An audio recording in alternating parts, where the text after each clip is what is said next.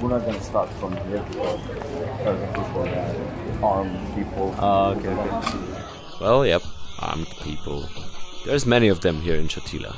Part of the reason being that the state of Lebanon doesn't really have any control over this place. And that in turn is the reason why our guide didn't want to join us.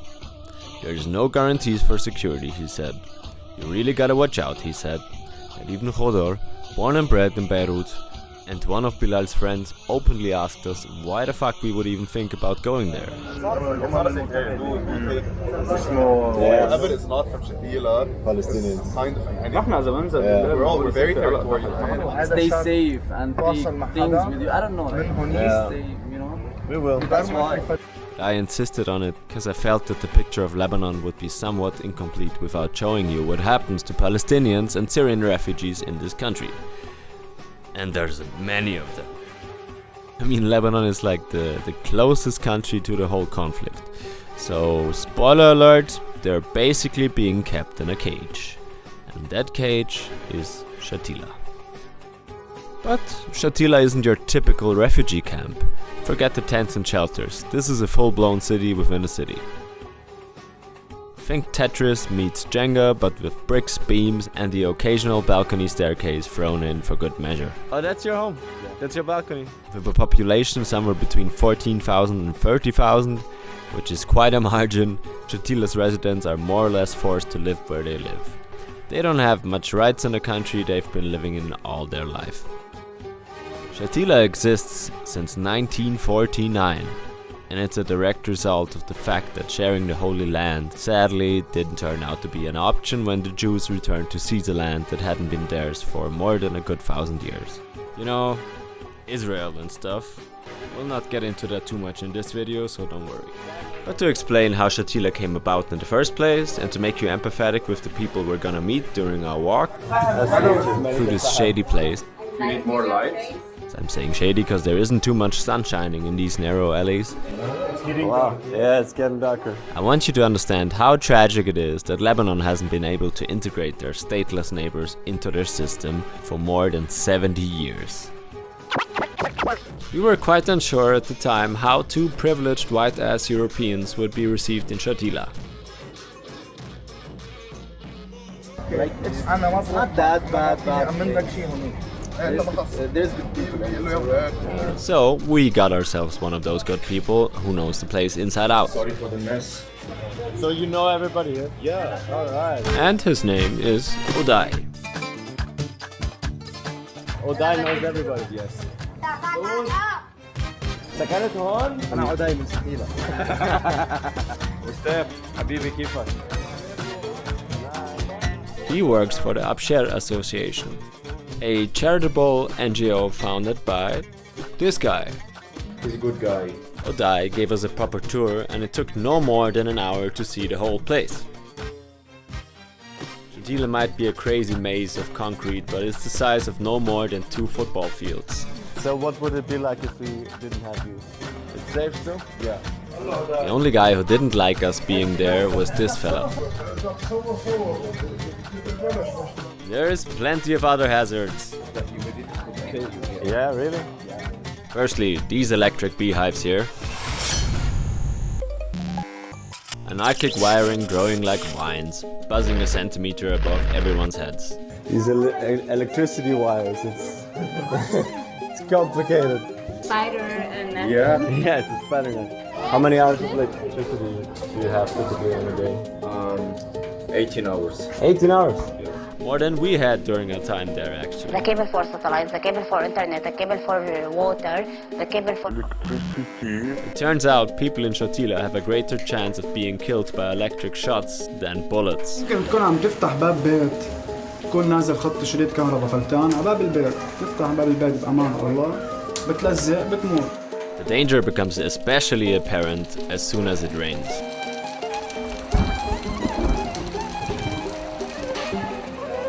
So much for safety. So let's move on to the next obstacle the Palestinians have in Lebanon. No jobs, no jobs, no jobs. They want us to be slaves. But we will not be slaves. We are fighting for our right. Even though the Palestinians in Lebanon are here since 4 generations, which means that most of the 500,000 Palestinians in Lebanon are born and bred in this country. Their legal status still says citizens of another state. I'm gonna tell you about the trick Lebanon is playing on the Palestinians. So, every right the Palestinian has in Lebanon is based on the law of reciprocity, which means that foreigners can only do jobs in Lebanon that would be available to Lebanese in this foreigner's country. But the law did not take into account the fact that the Palestinian refugees have no fully recognized state. And to this day, they didn't change anything about this nonsensical law.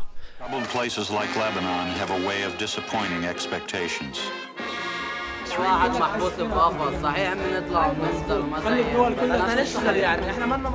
Much of the discriminatory treatment Palestinians face is rooted in their statelessness. And although a law expanding employment rights on Palestinian refugees was implemented, Palestinians still remain barred from working in 39 skilled professions, such as engineering, law, medicine, well, all the jobs that pay well basically. So to make ends meet, most men work in construction while the women go into retail or social services. لا معهم مصاري ولا ملاقيين شغل ولا طالع بايدهم اصلا يعملوا شيء فشو بدهم يعملوا؟ بدهم يفلتوا بالشارع. On top of that, Palestinians cannot legally own any real estate property outside the camps or get any fucking education. Every Lebanese government has failed to implement measures to integrate Palestinians into Lebanese society because I guess they don't want the Palestinians to naturalize, as if they could return any moment. Lebanese authorities say they don't want to give Palestinians more rights or do anything that would make their presence permanent, as that would compromise refugees' right to return to historic Palestine. أنا بحب بيروت وبحب لبنان، بس العنصرية اللي بهذا البلد وصلتني أقول إنه لبنان عنصري مع ناس عم بتفوت مليارات الدولارات لهذا البلد. So 10% of Lebanon's population are stripped of the right to properly live in this country, and they got nowhere else to go. So what does that leave us with? A lot of young men in the prime of their years doing drugs because there's nothing else to do. So how many people when we go through the streets now are on drugs? Yes.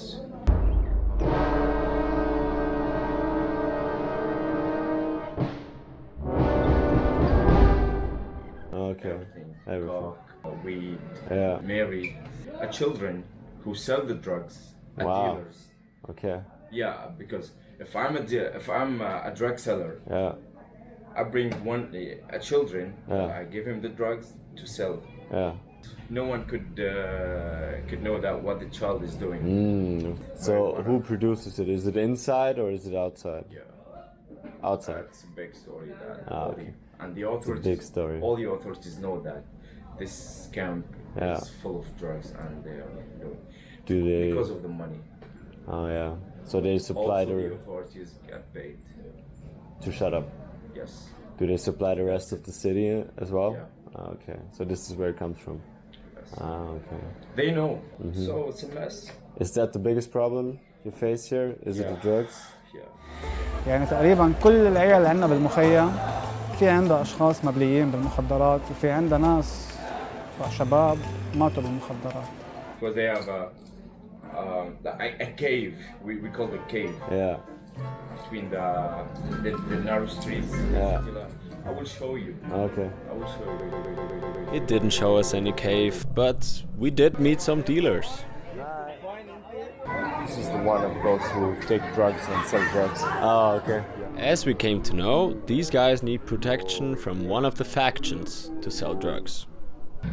The people who are in charge for Shatila. عندنا أكثر من 10 فصائل. هال10 فصائل كل فصيل عنده أكثر من 200 عنصر. They are the armed people that we started this story with. They used to be there to provide security, while always aiming their guns at the Zionist enemy. But now they're aimed at themselves. Clashes erupted over the weekend between rival Palestinian factions. ما بدنا إياه لهذا السلاح ياخذوه.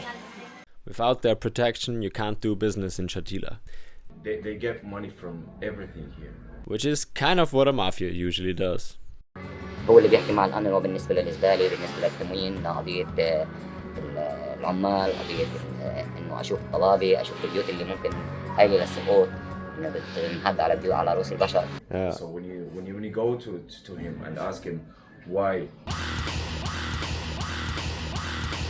And we're still walking around, and I asked ODAY the following. How many people live here? 150 maybe. 1,000. Actually, he meant 15,000. Still a lot. Turns out this camp actually isn't purely Palestinian anymore. Since the war in Syria, more and more refugees from there came to Shatila until they finally overtook the original Palestinian population size. Alright. So more than half of Shatila's inhabitants are now Syrian, including this little fella. Nice. Oh, nice. You play football here? Yes. Who's your favorite footballer? Yes. Football. Huh? Cricket. Cristiano, of course. Messi. Oh, I'm Messi. I like Messi. You're Cristiano? Which team are you? Oh, nice. You're a good one. You know, I kind of liked ODAY until I found out he's a Real Madrid fan. No, I'm a Barcelona fan. What can I say? Okay. No, I'm Real Madrid. Just joking. I don't care about football.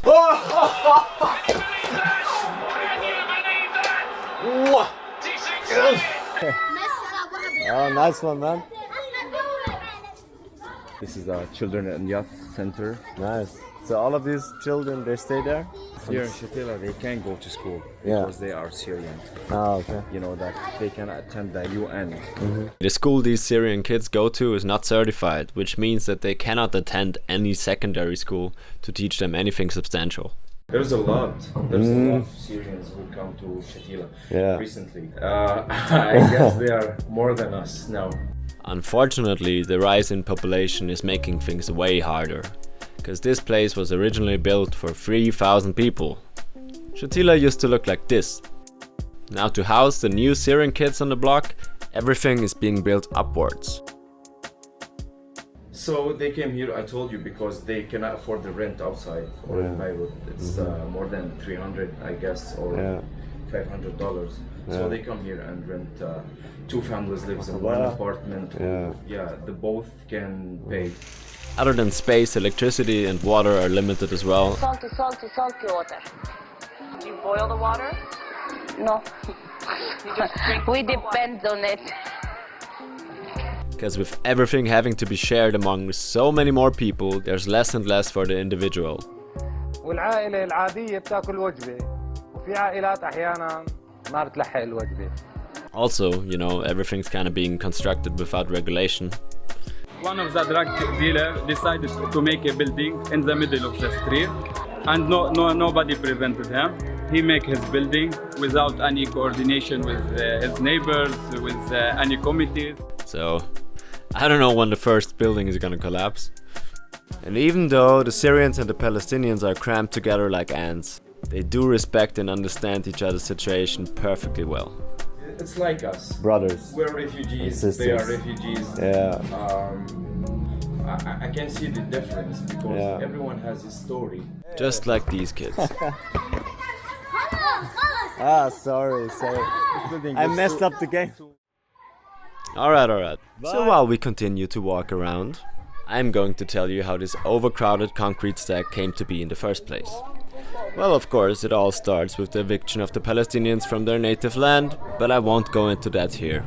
But if you happen to not know enough about why Israel is a thing and Palestine not really, then I suggest you check out this other video of mine where I explain all that complicated jazz. Anyway.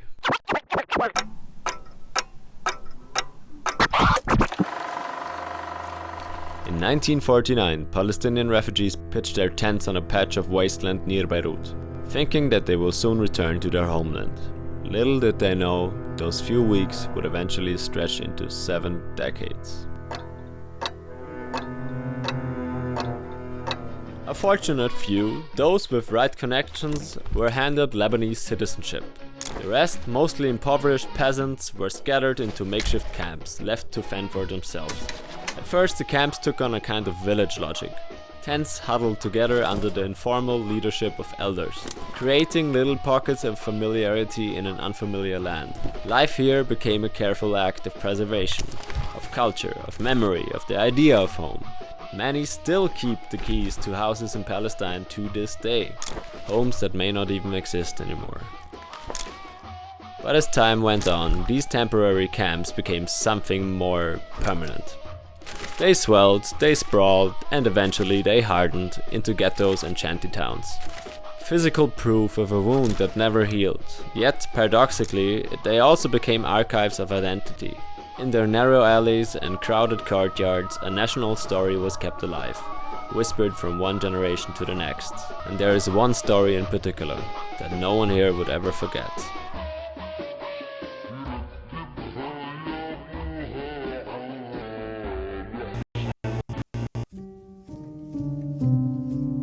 The refugee camps of Sabra and Shatila.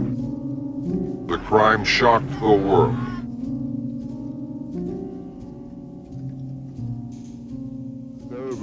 It's terrible what, I have been a surgeon for 30 years, I have seen war, I have seen the most awful things, but this is the hell of Dante. In the third month of Israel's invasion of Lebanon, these streets were quiet as a grave. They were a grave, quite literally carpeted with the bodies of Palestinians slaughtered by Israel's Christian militia allies.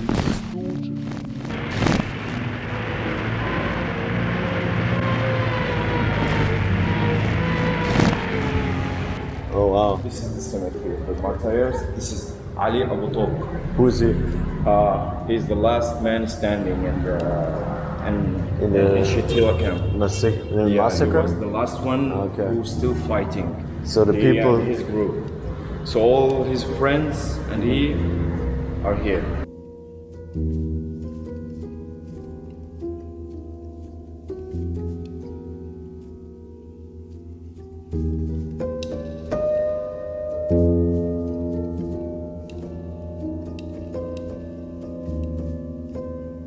Children, my brother and family, my brother, son, my son. How many people altogether? 23. People slaughtered with bullets and axes. Women with babies, cut open from here to here.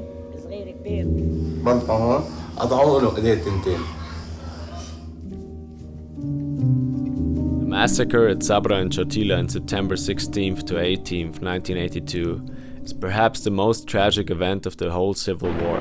It involves three countries: the United States, Lebanon, and Israel. On September 10th, 1982, the US forces had just left Beirut. Up to that point, their job was to protect the remaining Palestinian refugees after it was agreed that the PLO fighters leave the country in August. Then, Lebanon elected a right-wing Christian guy as president, Bashir Gemayel.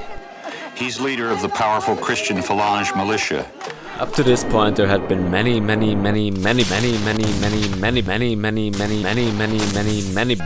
between the Phalange and the PLO. So it comes as no surprise that they were the sworn enemy of the Palestinians while being loosely tied to Israel's interests, who just happened to be in town because, guess what? 3 weeks after his election, and 2 days after the multinational force leaves Lebanon, Bashir Gemayel is assassinated by a terrorist bomb. Ironically, it wasn't even a Palestinian who killed Gemayel, but rather another Christian who committed the assassination because he felt that the Phalange were selling themselves to the Israelis. Israelis who were under the control of then Defense Minister Ariel Sharon. The man who's regarded as the architect of the Lebanon War. The Commission's words are that he ignored or dismissed from his mind the danger of acts of revenge and bloodshed. I guess Sharon just wanted to be 100% sure that all of the PLO fighters were gone. Or so it was said. Because it turns out there were very few PLO fighters left in the camp, if any. But their families remained. The Israeli army let the Phalange loose in the Sabra and Shatila camps. a phalange that was reveling in An ancient emotion well known to this place, a longing for revenge. The Israeli army surrounded the entire camp with tanks and soldiers. They would not let anybody out of there and nobody in, except the phalange, who started to line up young men in the stadium next to the camp. Women waiting in fear and concern. After 2 days, everything got eerily calm.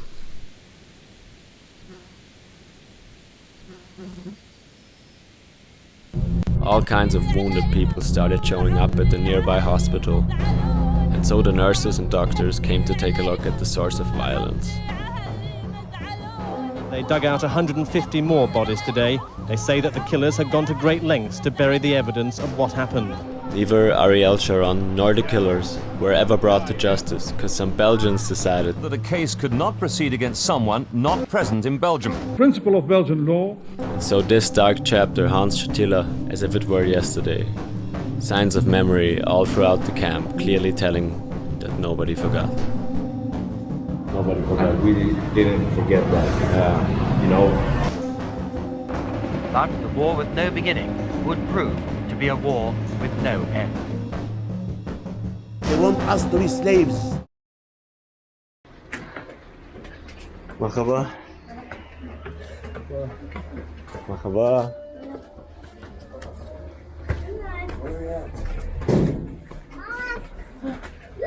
Wow. This is the slums here. Yeah. So, Sadak.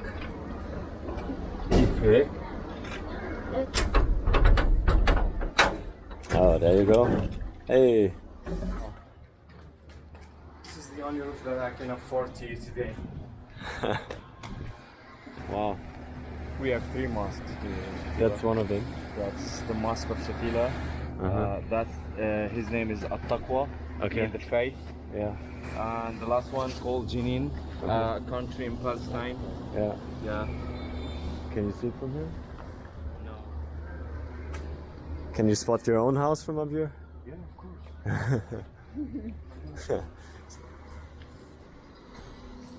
You know the mosaic key? Yeah. That's my home. Oh, that's your home? Yeah. That's your balcony? Yeah, the 5th floor. Nobody's at home at the moment? Or your wife? My wife and my kid. Okay. Yeah, actually yours is quite easily spotted. Yes. But you will move out soon, huh? Yes. Yeah. The next month. Do you look forward to it? Yeah. Hopefully. I'm renovated. Yeah. The people are always innocent, you know? If you live without hope, yeah, you might as well. You have nothing to do. You know that? I have a hope for, you know, that I have family, I have a wife, I have a kid. I want my kid to a better future, to a better education. You know, it's not like me. So recently I was thinking of traveling and leave everything. I don't know what life will give me.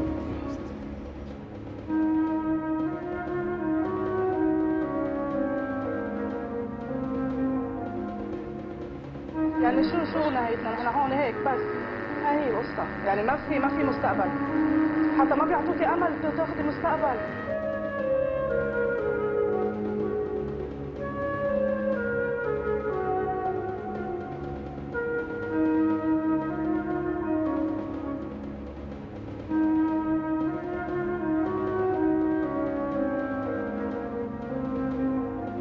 Sooner or later, we're all gonna leave.